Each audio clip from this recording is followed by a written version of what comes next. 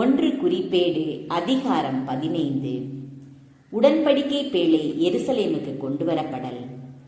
தாவீது நகரில் அவர் தமக்கு வீடுகளை கட்டினார். கடவுளின் பேழைக்கென ஓர் இடத்தில் ஏற்பாடு செய்து அதற்கென ஒரு கூடாரத்தையும் அமைத்தார். பின்னர் தாவீது கடவுளின் பேழையை சுமக்கவும் என்றென்றும் தமக்கு பணிவிடை செய்யவும் ஆண்டவர் தேர்ந்து கொண்ட லேவியர் தவிர வேறொருவரும் கடவுளின் பேழையை சுமக்கலாகாது என்றார். ஆண்டவரின் பேழைக்கென தாம் ஏற்பாடு செய்திருந்த இடத்துக்கு அதை கொண்டு வரும்படி தாவீது இஸ்ரேல் அனைவரையும் எருசலேமில் ஒன்று திரட்டினார். அவ்வாறே தாவீது ஆரோனின் புதல்வரையும் லேவியரையும் ஒன்று திரட்டினார். கோகாத்தின் புதல்வருள் தலைவர் உரியேல், அவர் உறவின் முறையினர் 120 பேர். மெராரியின் புதல்வருள் தலைவர் அசாயா, அவர் உறவின் முறையினர் 220 பேர். கேர்சேம் புதல்வருள் தலைவர் யோவேல், அவன் உறவின் முறையினர் 130 பேர். எலிசாபான் புதல்வருள் தலைவர் செமாயா, அவர் உறவின் முறையினர் 200 பேர். எலிசாபான் புதல்வருள் தலைவர் எலியேல், அவர் உறவின் முறையினர் 80 பேர்.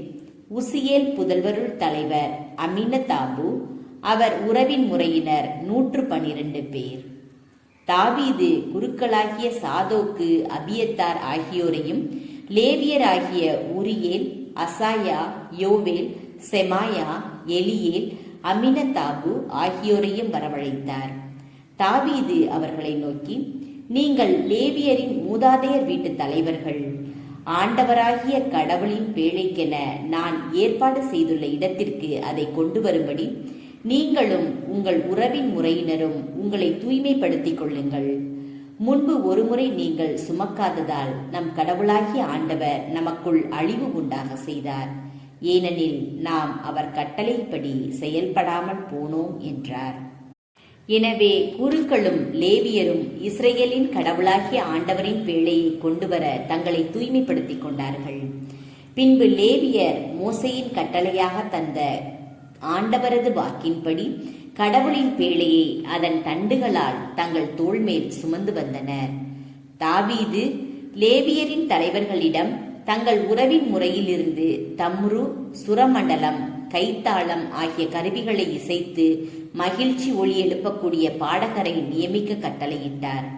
எனவே லேவியர் யோவேலின் மகன் ஏமானையும் அவன் உறவின் முறையினருள் பெராக்கியாவின் புதல்வர் ஆசாவையும் மெராரியின் மைந்தரான அவர்கள் உறவின் முறையினருள் கூசையாவின் மகன் ஏத்தானையும் அவர்களோடு 2ஆம் நிலையில் அவர்கள் உறவின் முறையினர் செக்கரியா, யகசியேல், செமிராமோத்து, எகியேல், உன்னி, எலியாபு, பெனாயா, மகசேயா, மத்தித்தியா, எலிப்பலேகு, மிக்னேயா மற்றும் வாயில் காவலரான ஓபேது, ஏதோம், எயியேல் ஆகியோரையும் நியமித்தனர்.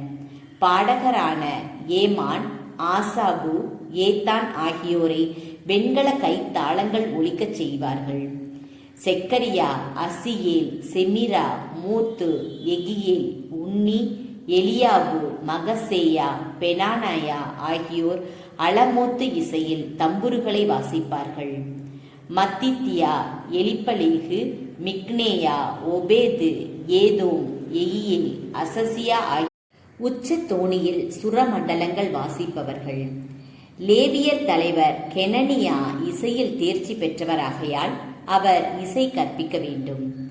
பெரக்கியாவும் எல்கானாவும் பேழையின் காவலர்.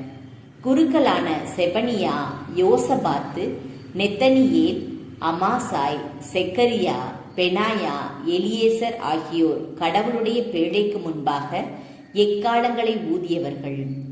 ஓபேது, ஏதோமும் எகியாவும் பேழைக்கு காவலர்கள். உடன்படிக்கை பேழை எருசலேமுக்கு எடுத்து செல்லல். இவ்வாறு தாவீதும் இஸ்ரேலின் பெரியோரும் 1000 தலைவரும் ஆண்டவரின் உடன்படிக்கை பேழையை ஓபேது ஏதோம் வீட்டிலிருந்து மகிழ்ச்சியுடன் கொண்டு வர சென்றார்கள். ஆண்டவரின் உடன்படிக்கை பேழையை சுமந்த லேவியருக்கு கடவுள் உதவி செய்தபடியால் அவர்கள் அவருக்கு 7 காளைகளையும் 7 ஆட்டுக்கிடாய்களையும் பலி செலுத்தினர். தாவீதும் பேழையை சுமந்த லேவியர் எல்லாரும் பாடகரும் பாடகர் தலைவரான கெனனியாவும் மெல்லிய நாற்பட்டு அங்கி அணிந்திருந்தனர். மேலும் தாவீது நாற்பட்டாலான ஏபோது அணிந்திருந்தார். இஸ்ரேலர் அனைவரும் ஆண்டவரின் உடன்படிக்கை பேழையை ஆர்ப்பரிப்போடும் இசை கொம்பு எக்காளம் கைத்தாள ஒளியோடும் தம்புரு சுரமண்டல இசையோடும் கொண்டு வந்தார்கள். ஆண்டவரின் உடன்படிக்கை பேழை தாவீதின் நகரை அடைந்த போது சவுலின் புதல்வி மீகாள் சன்னல் வழியாக எட்டி பார்த்தாள்.